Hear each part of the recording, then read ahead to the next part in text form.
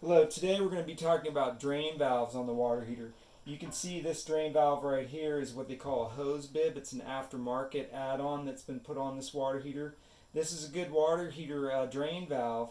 However, you want to remove this handle right here. It has a set screw. You can take it off because you don't want that handle on there, because if someone opens it up, say a child, you can run the risk of scalding. A lot of the newer water heaters, the good quality ones, come with a brass drain valve, but they have a slit in the top that you use a screwdriver to open and close it. Then you don't have this problem with the handle on it. We recommend you drain the water heater every year. You don't want to get calcium buildup in the tank, because if you get calcium buildup in the tank, it can take away from storage and affect performance of the water heater.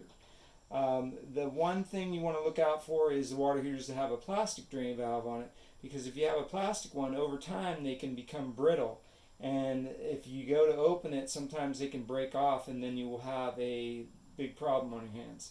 So we do provide service contracts where we can come out every year and drain it for you. If you can't, if we do a new install for you, we can show you how to drain the water heater.